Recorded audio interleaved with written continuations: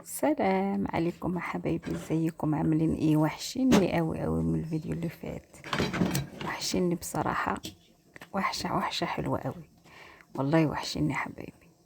نصلي على النبي صلاة الله والسلام. ونخش بقى النهاردة مطبخنا ونشوف هنعمل ايه. نعمل وزاية زي ما انتم ما شايفين. انا منضفاها وحطاها يا حبايبي، مصفياها ومنضفاها كده، وانا كنت نقعاها في خل وملح، وبعد كده نقعتها برضو بالليمون وملح. ماشي يا حبايبي. والقوانص بتاعها دول وزودت عليهم قوانص كمان، مقطعاهم يا حبايب قلبي. والقوانص بص انا عملت هنا بتاع نص كيلو بصل. نص كيلو بصل حطيت عليه زيت، قلبتهم، بعد كده حطيت عليهم بقى القوانص الاول، عشان القوانص يا حبايبي بياخدوا سوا، فاهميني؟ وبعد كده ايه، بعد ما يستووا خشوا في السوا كده اهو، زي ما انتم شايفين اللون الذهبي الخفيف ده. حط عليهم القوانص، نشوحهم حلو قوي كده. لسه ما حطيتش توابل يا حبايبي، او من التوابل بقى. حطيت هنا عندك انا حطيت قرفه وحبهان وملح وفلفل اسود وماجي. ده انا بحطها حبايبي. القرفه دي بتجي في الاكله دي جميله جميله جميله حبايب قلبي. نقلبهم كده ونشوحهم في البتاع عشان الصوص ده يخش في بعض. وبعد كده انا غاسله كيلو رز ونقعاه على جنب، او حطيت عليهم يا حبايبي كيلو الرز. نقلبهم كويس مع بعض. الرز الرز بتاع الخلطه دي عشان هنحشي بيه الوزايه، ما نحطش ميه كتير. بعد ما ناخد الحشوه بتاعت الوزايه عاده نزود الميه كمان تاني.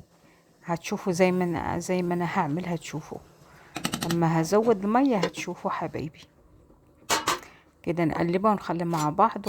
نحط بقى الخلطة دي يا حبايبي، هدهنها بيها الوزاية.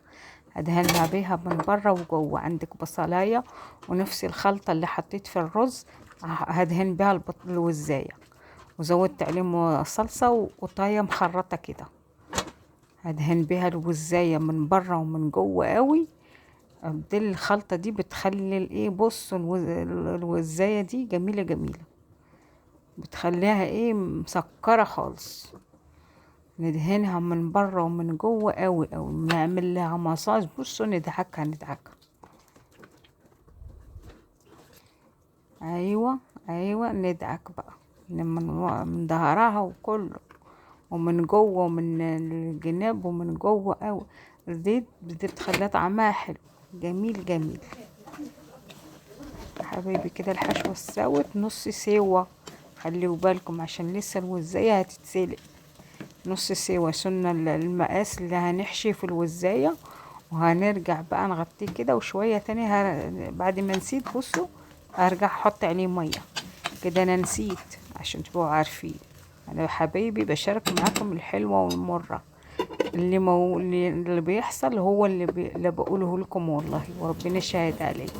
انا كده نسيت، وانا رجعت بقى زودت مية، فاهمين؟ الاول ما تخليش الرز يستوي جامد، وما تزوديش فيه ميه زياده عن اللزوم. خليه ناشف شويه نص سوا. تاخدي منه الخلطه اللي هتحشي، وبعد كده تزودي المقاس بتاع الميه اللي هتستوي فيه بقى الرز والقوانص وكده، وهتخليهم بقى يستووا على جنب مع بعضهم. بعد ما خليت الخلطه بردت كده وخدت نفسها، الملوخيه نعمل معاها ملوخيه. بعد ما كده بردت عشان نعرف نمسكها بايدينا عشان كانت سخنه عليا. هو الحشوة خليتها بقى شربت من الصوص ده على مزاجها. شربت من الصوص الخلطة اللي انا دهنتها بيها دي، خليتها بص شربت منها بقى. هنحشيها كده وهنمسك بقى ايه، كيس سلوفان. السلوفان اللي بنعمل بيه بتاع المطبخ بتاع الاكل، هنقفل بيه بعد كده بطنها، عشان الرز ده لما تكون تتسلق الرز ما يطلعش منها.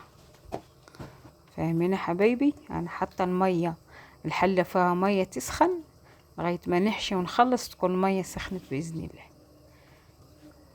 نحشيها كويس، نقفلها بالسلوفان، نلم لها رجليها بقى عشان ايه ما تفتحش مننا ولا الخلطة تطلع منها. متفقين؟ ماشي يا حبايبي.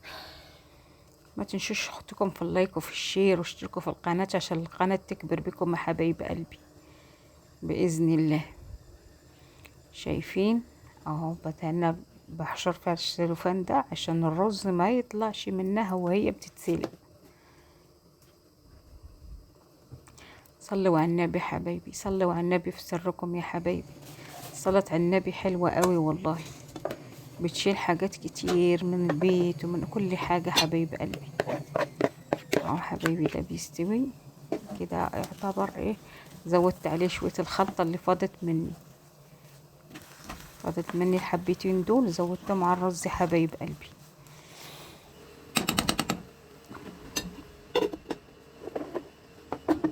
اغطي الرز يكمل سوا، وهنرجع بقى نحط بقى الوزاية في المية بقى. خدت مني بتاخد سوا على فكرة.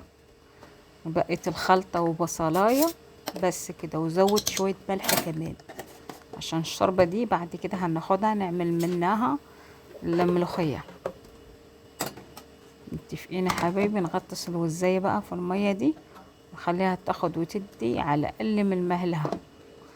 الحاجات الطبيخ يا حبايبي ما يبغى يحب المزاج، الحاجة تتعمل بهدوء وبمزاج. لو ما كانش لك مزاج للحاجة انك تعمليها مش هتطلع حلوة. لازم تكوني هادية ونفسيتك هادية ونفسيتك حلوة، وتعملي الحاجة بهدوء وبنفس حلوة وبضمير. متفقين يا حبايبي؟ هاي اتسلقت وبعد كده عملت لها الصوص ده الصوص بتاع القوطة بتاع الصلصة. حطيت عليه فلفل وملح وشوية زيت، ندهنها نخليها نحطها تتحمر في الفرن، هتطلع ذهبي. حاجة خطيرة خالص، خطيرة خطيرة لغاية ما تتعمل في الفرن. هنعمل بقى احنا الملوخية حبايب قلبي. انا دهنتها حمرتها من هنا ورجعت تاني طلعتها دهنتها من ظهرها وكده وحمرتها تاني لغاية ما احنا خلصنا الملوخية. كانت هي خلصانة خالص، كانت محمرة ومتظبطة. شايفين الشوربة اللي انا عملتها باخد منها عشان نعمل منها الملوخية حبايب قلبي.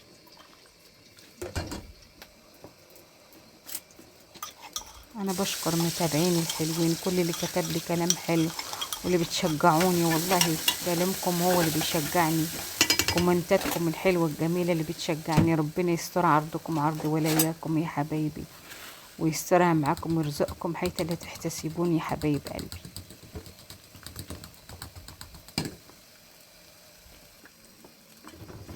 يا رب يرزق الناس كلها ويرزق الجميع ويسترها مع الناس كلها يا حبايب قلبي. بصوا الاختراع بتاع طشة الملوخية دي محدش بيعملها غيري، محدش بيعملها غيري. بصوا الطشة بتاعت الملوخية دي مفيش حد بيعملها غيري. بص يا حبايبي، جميلة جميلة جميلة. جربوا على طول الملوخية بالطريقة دي هتعجبكم قوي.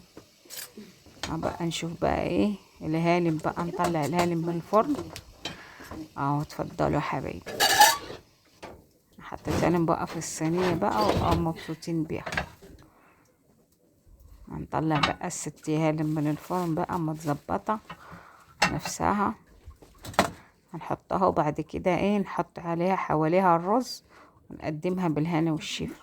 وبعد كده اهو شايفين انا شلت الكيس اهو بتاع اللي انا عملته بتاع السولوفان، بيتشال بسهوله كده كده، ده بيستحمل النار مش مشكله. اهو شايفين جميله ومتحمره ما شاء الله عليه.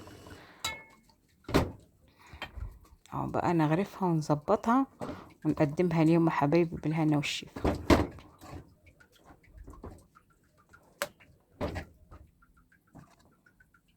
يا رب يكون النهارده الفيديو خفيف على قلبكم يا حبايبي. متنسوناش في اللايك وفي الشير. دي اختكم حبيبتكم متمطعه في الصينيه ما شاء الله، الله اكبر عليها. ما تنسوش تحطوا لها اللايك بقى وتشتركوا تحطوا لها اللايك وتشتركوا لها في القناه يا حبايب قلبي. بصوها بقى متمطعه بقى ومتحمره، ايه ما اقولكمش، خطيره خطيره. هنعمل بقى، عملنا معاها بقى الملوخيه وبالهنا والشيفه لحبايب قلبي. يلا ما تنسوش تحطوا الوزايه دي اللايك والشير وتشتركوا في القناه يا حبايبي. يلا استنوني في فيديو جديد يا حبايب قلبي. السلام عليكم ورحمه الله وبركاته.